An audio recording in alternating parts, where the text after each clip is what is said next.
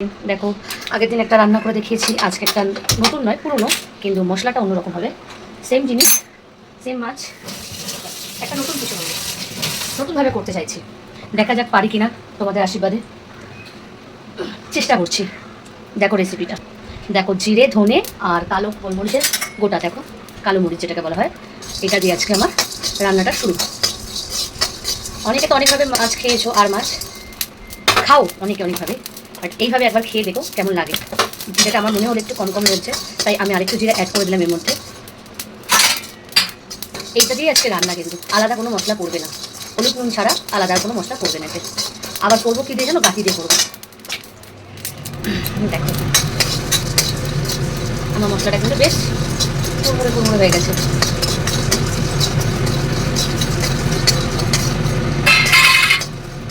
Sorry,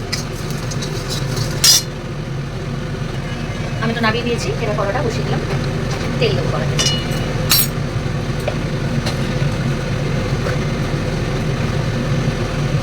কড়াতে আমি তেল দিচ্ছি, যেটুকু তেল দরকার ওইটুকু তেল আমি দিয়েছি। এটা আমি এখানে সরষের তেল ইউজ করছি, রিফাইন তেলে করতে পারো, আমি সরষের তেলে। দেখো তেল কিন্তু রীতিমতন প্রচণ্ডভাবে ধোয়া উঠছে। এবার দেখো আমি একটা একটা করে মাছ ছাড়ছি। মাখিয়ে রেখে দিয়েছি, আগে তার থেকে নুন মাখিয়ে রেখে দিয়েছি। দেখো তেলও দিয়েছি, তেলের চাটনি। আজকে সব মাছে দাগা দাগা দিতে দিচ্ছে, ওর সঙ্গে একটু ফাটাফাটির চান্সটা বেশি আছে। কি মাছ তোমরা একটু জানিয়ে আমাকে বলো। এবার দেখো মাছটা আমি হালকা হালকা করে উল্টাচ্ছি, এতো বেশি কড়া ভাজবে না মাছটা, কেন কড়া ভাজলেই মাছের স্বাদ পাবে না। অনেকে আছে কড়া মাছ খেতে ভালোবাসে, আমার এবার আবার কড়া মাছটা ঝোলের ক্ষেত্রে ভালো লাগে না। একটু হালকা হালকা করে মাছটাকে ভেজে নেব, মানে একটু ব্রাউন ব্রাউন হবে, মানে খুব যে মানে কড়া করে মানুষ খায় সেটা তো আমি খাচ্ছি না। দেখে না, আমি মাছ ভাজাটা আমি দেখিয়ে দিচ্ছি। ঝোলের মাছ একটু হালকা করে ভাজলে ভালো লাগে। এই যে দেখতে পাচ্ছ, দেখো মাছ ভাজা কিন্তু আমার অলরেডি কমপ্লিট হয়ে গেছে প্রথম পাটে।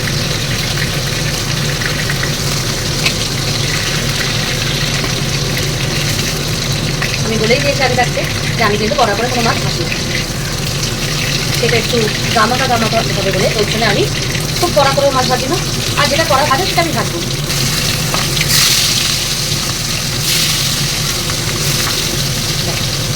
একটাই কাজ ছিল এই ভাজা, আর আমার এর মধ্যে সব মশলা রেডি হয়ে গেছে, তুলে দিচ্ছিল মাছ ছাড়লাম।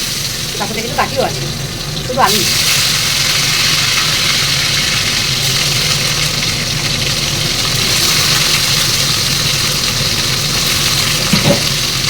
এটা একটু ভেজে নিচ্ছি।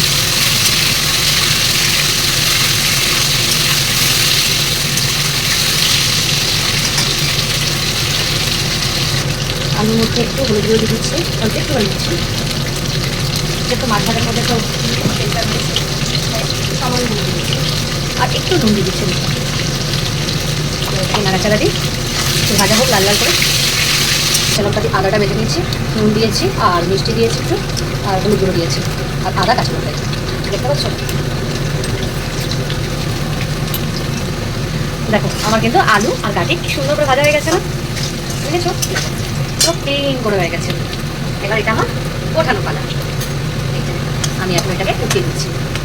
কি সুন্দর করে ভাজা হয়ে গেছে। এবার আমি একটু গরম জল বসাবো, তাহলে মশলাটা 10 মিনিট আমার গরম জলটা দরকার করা আছে, তাও আরেকটু লাগবে। দেখেছো বন্ধুরা, তোমাদের সাপোর্টে আমার প্রত্যেকটা জিনিস এই পুরি তেলের মধ্যেই কিন্তু আমি রান্নাটা করবো। আমি যা তেল দেওয়ার করাতে এক মধ্যেই কিন্তু আমি রান্নাটা করবো। আমি যা তেল দেওয়ার করাতে একবারই দিয়ে দিয়েছি, বেশি তেল দিলে আবার বাচ্চারা খেতে পারবে। জিরে দিলাম, গোটা জিরে, গোটা জিরে দিলাম,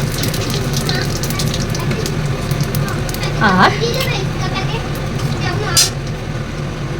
এই যে আমি ওই যে আদা ইয়েটা তেল দিচ্ছি।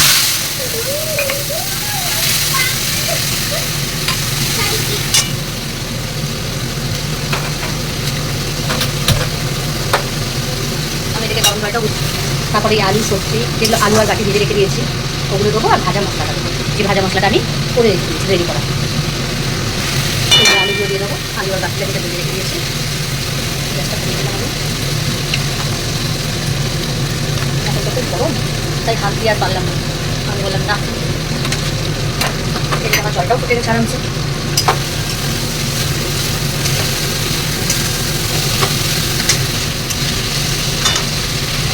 আর হলুদ, মিষ্টি। এবার আমি ভাজা মশলাটা দিয়ে দিচ্ছি। দেখে নাও ভাজা মশলাটা। এবার এটা লাস্টে একটুখানি জাস্ট রেখে দিয়েছি, লাস্টে দেবো।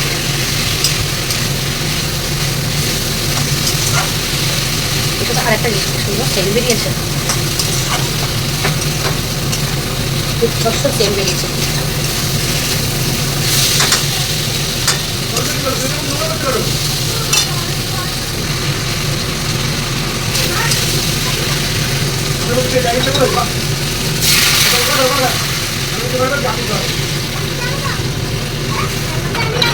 না, অনেকটা বেলা হয়ে গেল আমার এই রান্না করতে করতে। রোববার দিন রান্না করতে ম্যাক্সিমাম একটু দেরি হয়। এই যে মাছগুলোকে আমি পুরো সাজিয়ে সাজিয়ে দিচ্ছি, এর মধ্যে ঝোল সব ঢুকে যাবে। একটা জিনিস দেবো,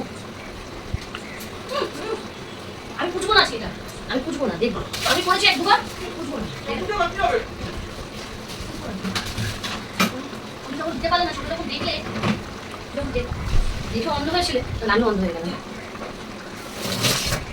সে খাবার লঙ্কা গোটা গোটা দিলাম।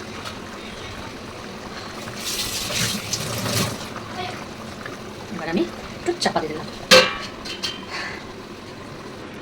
দেখো দেখেছো, দেখো কালারটা দুর্দর্শ এসছে না ভাজা মশলা দিয়ে।